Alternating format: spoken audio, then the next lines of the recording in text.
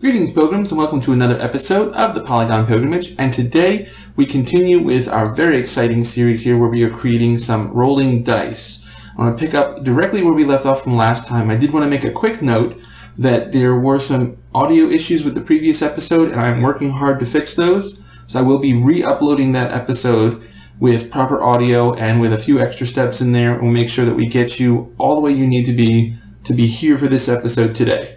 So that episode may even already be up by the time you see this. So just know that I'm working hard to correct that. Now, today's episode would not be possible without the direct help with a great gentleman who is part of the Unreal community, and his name is Edward Gelbling. I hope I'm pronouncing that correct. Thank you, sir, for all of your assistance. He reached out to me and helped me very much with the dice here. We're actually going to be revamping our dice a little bit, and we're making them even better. So to begin, let's take a look at what we have. So if I hit play here, and I'm going to bring my mouse cursor up a little bit, we can push our die around, and it does roll. But you'll notice that it doesn't quite always land on a face. It'll land sometimes sort of in between two faces.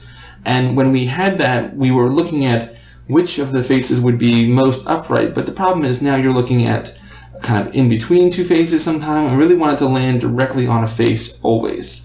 So to fix that, we have to go back and redo a little bit of our previous work, but that's quite all right. So we're going to take our model here and we're going to take a look at it inside of Maya. So let's jump back to Maya and take a look at the changes we need to make. We'll jump back into Maya here, and here inside of Maya you can see our die, and it has some strange little markers floating around it. It might be a little difficult to see, but you can see them there floating around. So we're going to talk all about this. Now, back in Unreal, sorry, back and forth a little bit here, but if we look at our die, we can see what the problem is. So here's our model that we imported into Unreal, and the reason that it's not rolling quite right is because of its collision.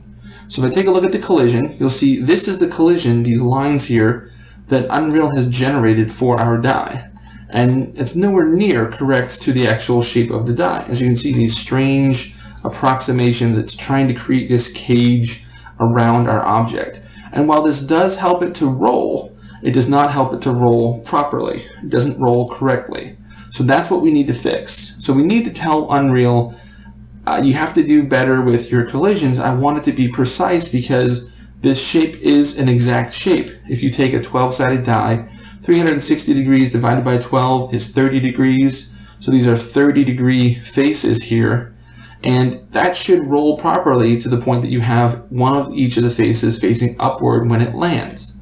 Now, because Unreal is not doing that, it doesn't roll correctly. Now, there is an option here in the settings. If I come down here, under Collision Complexity, you can select this Use Complex Collision as Simple.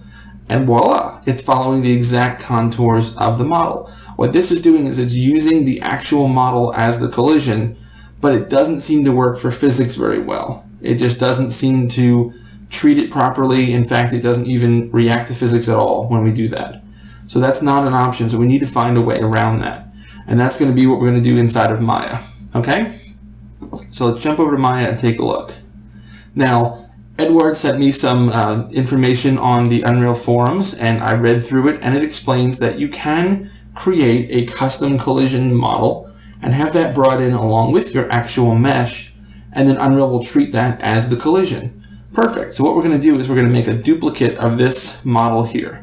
So if I just select this, and here inside of Maya, if I use Control D, that makes a duplicate object, and I can move it along to the side. And you can see there, those are two directly identical models. Now this is just the model we made last time with the textures we made last time applied to it, so we can see them more accurately here, so we can tell which face is which. Now, as you can tell, I'm going to delete this here. In my outliner here, you can see that my model here, die_A, and then down here I have this strange object, and if I move it to the side, you'll notice it too is a direct duplicate of this. And that's exactly what we want. So this model will be my collision geometry, my custom collision that we will import. Now you'll notice it has a very specific name. Bring that up over here in the attribute editor. There we are. So its name is capital UCX underscore, and then the name of the model. So in this case, die_A, and then an _01. The way that Unreal handles importing of meshes is you have the model itself, which the mesh, as they call it, so die_A, and then if you have a custom collision, it must be named in this manner. UCX underscore, and then the mesh name, and then underscore, and it says numerically, but I've proven with the sockets you can even give them names, but they must be unique. Now the UCX stands for Unreal Concave Collision. So this is a concave shape, and then the X is for custom collision. Now the important thing is, if I undo a step here, let's see here, let's undo, there we go. So that model must be directly over top of our model here. So you can see when I select between the two, nothing changes because they are exactly the same and they're in exactly the same place. So that handles for our custom collision. That means now our dice will roll absolutely physically properly, which is great. But now we need to do a little bit of work while we're here to create some way that we can tell what face is facing upward when the die finishes rolling. And that is handled with something called sockets. Now think of a socket as just an invisible pointer in the world. It's just a point in space that we can reference by name. And since it's a point in space, it has X, Y, and Z values. So the idea here is that we're going to roll this die, and then we're going to look through all 12 of these pointers that we're going to make, and we're going to say, get the Z value, the height of each of these points, and then tell me which point is the highest in the Z in the world. That has to be the face that's on top. So then that will tell us what face we've rolled on. And so we just have names for them here. As you can see, they're all named based upon their value. So it's going to be loot, skull, question mark, effect, and attack, I think. Yeah, those are the 4 there, or 5. So each of those around the face here, each socket is named, and then you can see we have numbers here, 1, 2, 3. If there's more than 2 on a die, the other die will be different. Eventually, we're going to have a different set of rolling, but it'll be the same faces here, the same possible symbols, just a different number and a different order of them. Okay, so how do we create these? So here inside of Maya, I'm going to go over here to create, and I'm going to say locator, and that's what these things are called inside of Maya. So I'm going to move this one aside, and the way that I created these, since we know that it's a 30-degree angle is what we're looking for, I went here and I said I'm going to move it forward a bit, and I'm going to go D on the keyboard to change my pivot, and I move the pivot back to the 0, 0 spot. And if I hit D again to get out of that mode, you can see now that if I rotate from that place, I'm rotating that locator, and I have it set to 30-degree increments right now. You might be able to see over here, this is changing, so that's -30, -60, 0, 30, and so forth. So once I had that set up and I had a correct distance that I liked, I just made sure they were off of the face just a little bit so that I was able to select them. Then it's just a matter of rotating in increments of 30, and I would do a shift, Control D, and then move these around, so something like that, say. Now I have 2 locators in space here by making a copy of the first, and these also have to be named appropriately for Unreal to be able to bring these in and know how to handle them. So the way these need to be named is here we have one, and we'll look at this as an example. It has to be named all capital letters, socket, SOCKET underscore, and then the name of the mesh, so this is die_A, and then it has to be, their example shows that it is numerical, so 0, 1, 0, 2, 0, 3, etc. As an experiment, I gave them names, and it happened to work out quite nicely.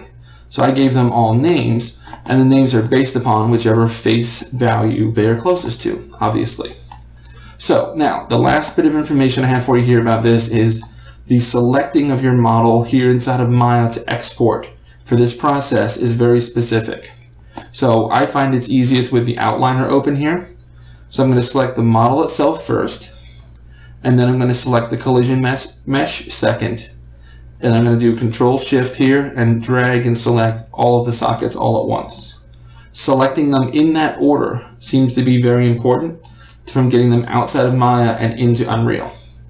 So with them selected in that order, we're going to go up here and say File, Export Selection, and when it comes up, we're going to tell it where, we're going to tell it what we want to call it, And over here, these are the three options that I have selected: smoothing groups, smooth mesh, and triangulate. And then you just say export, and we're all done. Now I'm not going to do that in this instance because I've already done it. But again, this is the same model from last time. Haven't made any other changes to it except to make a duplicate and to name them specifically, and then to create the locators. Okay, so with that done, we're done with Maya for now. Let's close that. And let's take a look at what that die looks like when we bring it into Unreal. So when you go right click, import, and then you point to your file, when you import your options there, what you're going to want to do is check, there's a little checkbox towards the bottom that says combine meshes. Make sure that is checked. And you can uncheck the auto generate collision because we're importing our own. Now once that's imported, this is what it will look like. So here's our die, and you can see all these weird kind of wireframe looking, spindly looking things with text on them, and the text is directly related to the names of our sockets. And you'll notice down here in the bottom, this is our socket manager, and here's each of the sockets, and this will tell you about its relative rotation and its location. And so these are all based upon where I have them on the model. Very good. Now let's check our collision. So if I click up here to view collision, look at that. It's the exact shape of our die because it's using that collision mesh we imported. Now let's look at the settings for that. If we scroll down here, under collision, you'll see that under convex elements, there is one array in the elements, or an array of one element is really what that should say. And here you can see there's 0 members, there's that 0. So 0 is the first entry in an array. And it's block all, of course. If we scroll down a little bit further, you'll see here customized collision. That is checked. So that means that it brought in that custom collision mesh that we asked it to. And you might even be able to see, maybe not. In my other project, I think I saw a spot where it actually named the path to the file, so that way I knew it was exactly that. And then down here you'll see under mesh, the combined meshes. And that's what tells it, hey, I have more than one mesh, but each of these meshes, I want you to combine them all into one sort of model import. Okay, so that's all well and good, and we have a die that has the potential for information gathering. Now we have to go about actually doing that information gathering. So let's go back to our scene, and we're going to create a new blueprint. As you can see here, I've done it a few times, but I want to show you the actual setup. So I'm going to say right click, blueprint. It's going to be an actor. I'm going to call it BP tut die. So tutorial die. Enter. And double click that guy. And we'll bring him over here to take a look at him. Okay, so right away, there's nothing here, and we need to have a model. So let's go up here to add component. I'm going to add a static mesh. Let's call this die. And I'm going to click and drag and drop him to make him the new root. Now you'll notice there's nothing here now. That's because there is a static mesh here. We just haven't told Unreal what static mesh to use yet. So I'm going to click this drop down, and I'm going to select die_A. That's the one from our example, and there he is. You can see it fills in this, and it fills in our materials right away. So let's make some changes here. And I'm going to compare my notes from over here so we make sure we do it right. So we're going to check the simulate physics because we do want it to be a physics actor. We want it to actually have mass and interact with the world physically. Then, down here, let's make sure we're going to need to check this box. Simulation generates hit events. We're going to check that box because we're going to make a special little piece of code that will allow our dice to bounce off of anything that they should not be settling on. For example, you don't want the die to be able to settle on some stairs because now they'll settle with a face not being directly north, directly up, so that we can have an actual roll accomplished. So we need to say if you land on something like stairs or the lip of some sort of pillar or something, we want to make sure that it kind of bounces off a little bit and then it will resettle somewhere more appropriate, somewhere more flat like the floor. Okay, so it is a physics actor. That's all well and good. Then down here at the bottom, we need to check a couple of these plus boxes here for our events. And we want two in particular. We want on component hit, so I'm going to click this, and you'll notice it pops me right over to the event graph and adds this thing. Whoa there, Tiger. We're going to come back to this. I'm going to move this down. Go back to the viewport. There we go. Reselect our die. Okay, we're back to here. Now we also want to check this one that says on component sleep. So I'm going to click that. There we go. That's the one we really want. Okay. So now we're all done with everything here in the viewport for now. So let's go over to our event graph. Okay, now we're going to start doing some actual coding here. So the first thing we want to do is we need to create three things to help us with our decision making here. We need two variables, and we're going to create an event. Now let me, an event dispatcher, pardon me. Let me explain kind of what event dispatchers do. If you think of an event dispatcher, it's sort of like broadcasting a message, and then you have people who are listening for that message. This works very similar to the way you guys who watch the videos here, and thank you very much for being a subscriber, and if you're new, welcome. So if you're subscribed, whenever I put a video out, it sends you an email, or it lights up in your subscription box saying, hey, there's something new available for you. So that is an event that has been dispatched by me by putting the video out, and then you are on the receiving end, you are listening for that event and getting information from it. Hey, there's a new video available. So that's kind of the way it works here with scripting. So we're going to have an event that we call, and then later our dice manager is going to be looking or listening for those events to get that information.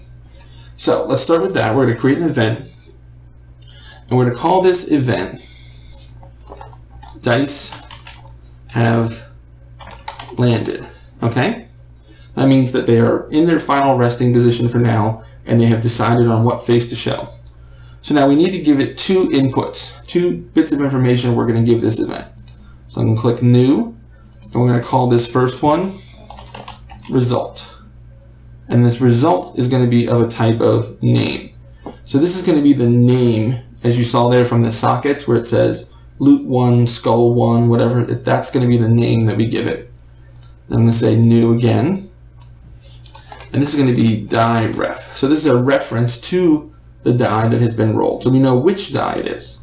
Now this is going to be a very specific type. So if you click this drop down, in the search here, we're going to search for our tutorial die here. So it's going to be BP underscore tut die right there. And we are going to do by reference. Okay? So let's say compile, save, always save for good measure. Now we need two variables. So the way that we talked about, the way we're going to do this is we have the die, we have all 12 of the different faces, and we're going to loop through them and count them all and say which one is highest in the z value in the world. So we need a variable to tell us what is the highest value currently. So say variable, I'm going to call it highest, and this variable is going to be of a type float. Compile, save. Now our other variable is going to be the name that we're going to pass along. So what is the face that is showing? So here I'm going to say variable face showing, and that is going to be of a type name. Okay, save. There we go. So let's get started with the actual coding now.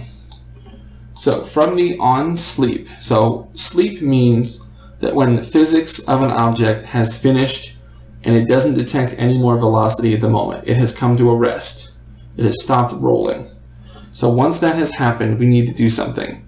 So the first thing we're going to do is we're going to set our variable for highest to a ridiculous number. Just go ahead and bring this out and say set. And we are going to set this value to minus 9999. Okay? And the reason being is we're going to do this sort of, it's called bubble up in programming. I think of it more like king of the hill. So we're going to start with a very low value, because if the die happens to fall into like a little bit of a pit, or if you're building a level where it goes down instead of up or something, then we have this really, really low number. So that means that all of the 12 sides have to possibly be higher than this to start with. Otherwise, this method doesn't work. So now that we have a ridiculously low number, what we're going to do is we're going to loop through each of the faces on the die. And to do that, we need to get a reference to our die. and I'm going to drag off from this, and I'm going to say get all socket names. Okay, so I'm going to get each of the sockets on all 12 faces. Now from here, I'm going to say for each loop. So we're going to go through every single one of these. All right, so we're taking the die, we're getting all the names of the sockets, and we're going to loop through all of them, and there's only 12. So we have to know we go through all 12. So what is it we want to do with each one of these? We want to see if a certain condition is true. So I'm going to hold the B key and click, and I'm going to get a branch. So for the loop, I'm going to say each one, I want to do this. I want to check.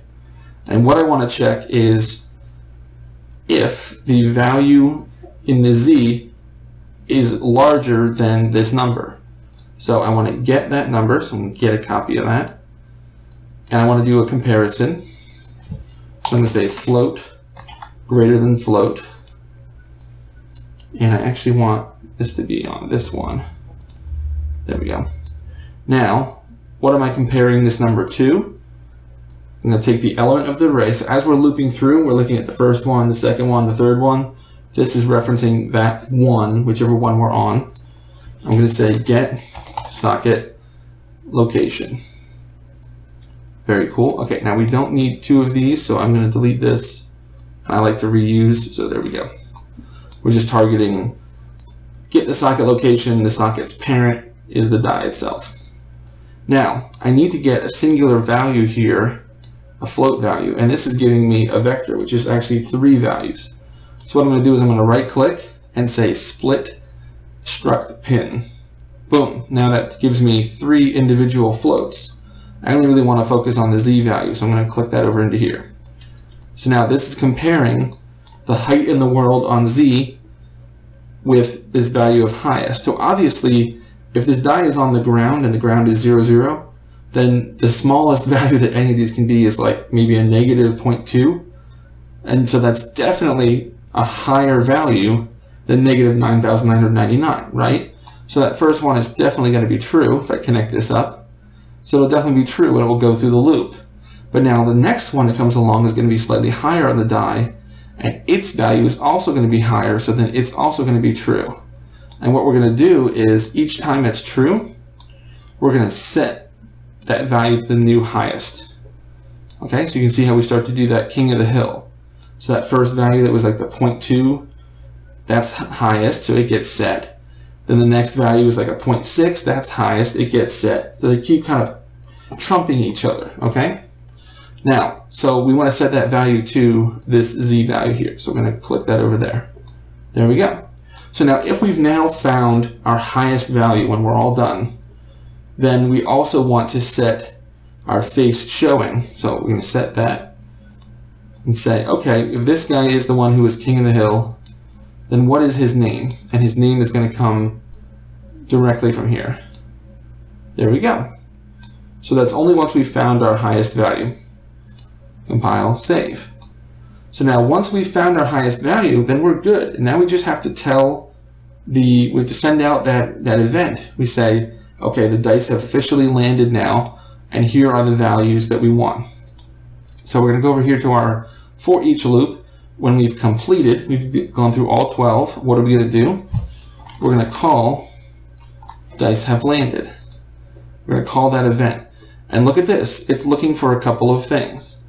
It needs a reference to itself. It needs a die reference. And it needs to know what is the result, what is the face showing. Okay? So die reference, well, we are the die. This information is inside of the die. So we can do this, but what we can do is a self reference. Self, get reference to self, because it is us. We are within the die. So there you go. Reference to self. Now the result is going to be this face showing. I'm going to get it, place that there. There we go. Okay, so that calls the function. That's all that does. Now, 2 other things that I wanted to do to make it for myself a little easier to tell when the die has officially landed. Let's give ourselves a visual indicator, and then I'm going to freeze the simulation so that way the die won't roll anymore once it's rolled. Okay? And that's just for now. We're going to change that later on in the project. So we want to make sure that we have a visual indicator. So what we're going to do is we're actually going to spawn. Let's see, let's spawn in a particle system emitter at location. So if you just type spawn part, it knows you want particle system, spawn emitter at location. Okay. What kind of emitter do we want? Well, if I select from this list, the second one on the list is an explosion. It's a nice little to tell us that the die has rolled, but it needs a location. So that location we're going to get from the die itself, this reference to ourself, this die reference here. We'll bring this over and say get world. We're going to get our world transform, okay? And again, we're going to do our split trick here because we need to give it a location and a rotation. So if I right click here and say split struct, oh, look at this.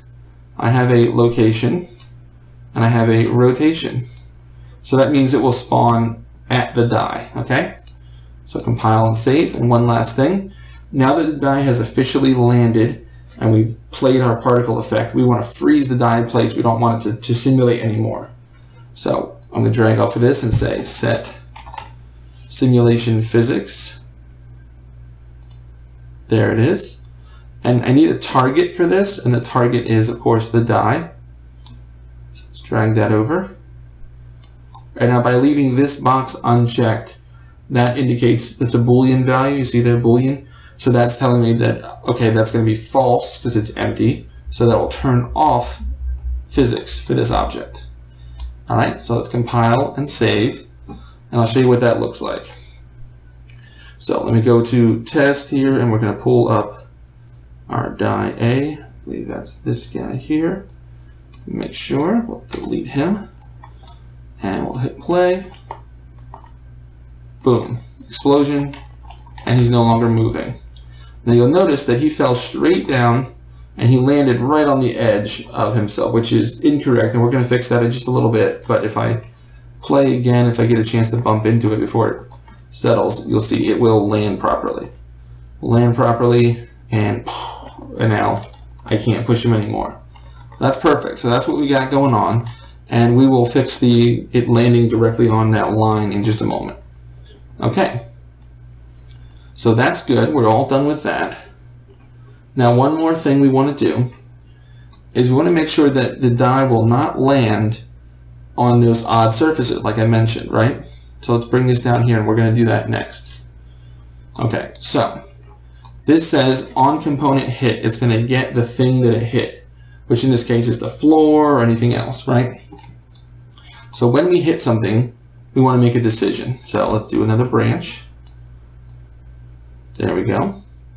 Now our condition is going to be based upon what we hit. So we're going to go here, other component. I'm going to drag out and say component. Whoops. Component has tag. Component has tag. There you go. So we're going to be looking to see if the thing we hit has a very specific tag associated with it. So we're going to drag that over there. And we're going to call this tag dice surface. Okay? So this will be an acceptable position for a die to land in the world. All right? So let's do that. Now, we need to make another decision. There we go. We're going to say that if we are currently simulating physics, then we're going to do this thing, because we turn off the physics if it stops rolling, okay? So we're going to say if we're currently simulating physics. So we're going to take a reference to our die, and I'm going to say is simulating physics. All right. If that is true, then we're going to move forward with doing what we're doing here. Because if it's not true, then we're not going to touch it. So out of our hit here, we're going to pull out a break hit result. And what all this means is, tell me more about exactly what I hit. Here's all the different things you can tell about the hit. What time you hit it, exactly where you hit it, what the normal is. Okay, so it's a lot of information, but basically just this is more information about the thing that I hit. All I really care about is this impact normal. That means the exact angle that I hit the thing at. The floor, the stairs, whatever. So I'm going to pull that out, and I'm going to say a float times, vector times float, sorry. Vector times float, and we're going to give it a little bit of a push. So I'm going to give it a push of 10,000. Sounds like a lot, but in physics calculation here, it's not too bad. So then from here, all we're going to do is say, if it is true that we are currently simulating physics, and it is true that we have, oh, I'm sorry, this is false. Woo, I'm sorry about that. So if we have not landed on an appropriate surface, but it is true that we are simulating physics, so we're still moving. Okay, cool, let's go ahead and add a little bit of force. So add impulse. Okay, and again, it does that. I'll just reuse this. And we want to give it this impulse. So this impulse we're giving it, think of like Star Trek, impulse engines. Push us forward, right? We're going to push us forward based upon the angle that we hit the thing. All right, so let's go ahead and save. And again, back to our world here.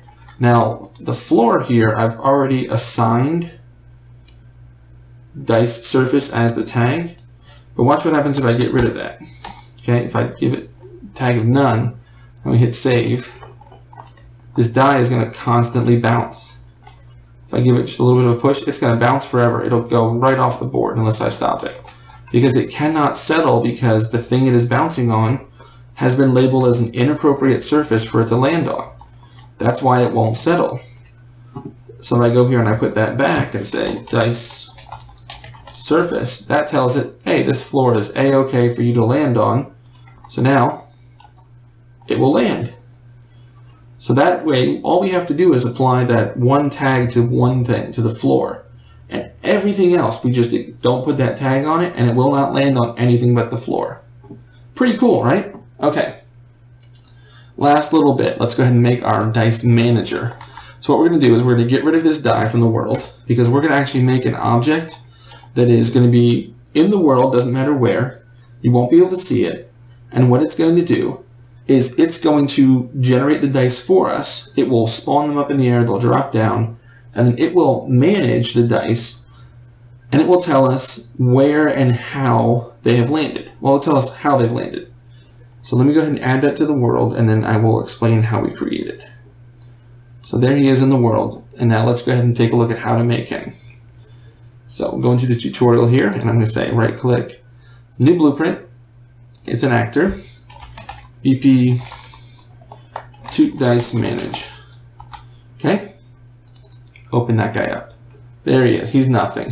And we're not going to do anything else in here because he has no substance in the actual world. He's just here to do work. So, in his event graph, on event begin play, where you want to spawn some dice into the world. So I'm going to drag off of this and say spawn actor from class. Okay, so this means make something in the world. Okay, conjure it up. So I'm going to tell it what to choose. And I'm going to tell it to choose our tutorial dice here, BP toot dice. There it is, toot die. There it is. And again, there's this transform here, and I'm going to break that open. So split struct. This will tell me where and in what rotation I want.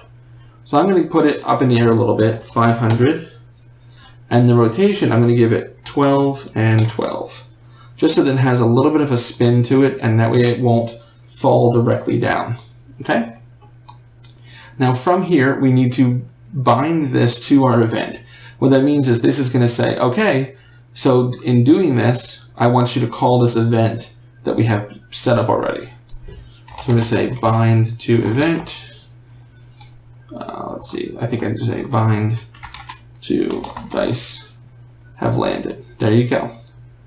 Okay, and what is it that is being bound? It's the return value from this. This die is calling this event.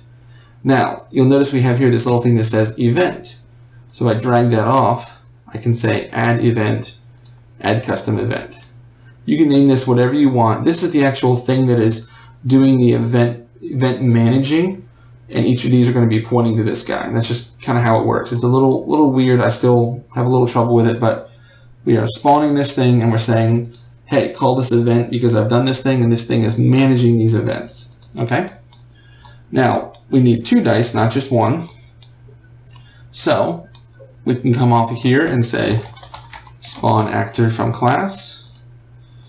There we go. And again, we want to choose the die. So let's go down here, 2 die. And again, I'm going to crack this open. And I'm going to give this a different, so 300, and this is going to be minus 12 and 12. Okay, just so it's a little different. And then from here, I'm going to say bind to dice have landed. All right, but this time I don't need to create a new event. We already have this one that can manage that because it's the same event. So this guy is managing these events. And you notice this says result and die ref because those are the 2 inputs we gave. Now this event is giving us the outputs. So now this thing can be calling this event and say, here are the things that I'm getting from that event. Now we can do stuff with those things. In this case, what we're going to do is we're going to look at those and say, let's print those to the screen. Again, let's link these up because this guy is calling this event by being spawned. All right, let's bring this down to just ease of use. Now that everything is done, we can do something. And that thing that we're going to do is print things to the screen. So here I'm going to drag this out and say print. Okay. And first thing I'm going to drag over is the result. And here you say it says it's going to convert name to string. So that's what this is. Because this is a name variable, but this is a string. And then we're going to just concatenate this with print. Well, not concatenate, but it's going to do a secondary print. The die reference will tell us get the name of the thing that was referenced. So this will call for both dice. See 2 of these lines. So it'll say, hey, when this event is called, manage that event and do this with that information. And hey, then we go down the line and say, oh, we spawned a second die. And hey, manage this event for me too. Do the same kind of thing. Okay, so let's save. And now if we jump into the world, let's take a look. So if I hit play and pull back on the thing right away, let's try and, oh, come on. Let's push them around a little bit. And when they settle, boom, and look in the upper left. It will tell me what the die is and what it landed on. So if I kind of bump them a little bit, just so that we make sure it's a random number. There we go. So that's effect and die A. Okay, let's try it one more time. Just try and get a different roll. So skull and then attack. Yep. So it's telling me exactly what these dice have rolled. So now I know that computationally. I don't have to worry about how that is handled visually. We don't have to look at it any other way. We know computationally how that's happening. So there you go. We have our custom rolling dice. We have dice that know what they've rolled. We have a management system to reach in and do things with that. So now if you roll a skull and a sword, then I can say, okay, well that means that we're going to do some kind of damage to every enemy, or every enemy will now do double damage for a short time. Some kind of effect. That's what we're going for the overall game. So I hope you guys have enjoyed very much. And I know this has been a little complex, but we did some really excellent work here. And everything is looking nice and working well. And next time we're going to be working with more of the environment, and we'll come back to the dice later once I've decided, what those different effects are going to be and how those work with the world. And we'll be picking up the dice and throwing them at our enemies, doing damage to them, but then it also rolls the die. So now you, pun intended, you have to roll the dice and see what it's going to do for the world here and make changes to the game board, changes to the rules. So I hope that you guys have enjoyed very much. Thank you so much for your time and attention. And as always, guys, keep practicing, get better, and I'll see you next time as the pilgrimage continues.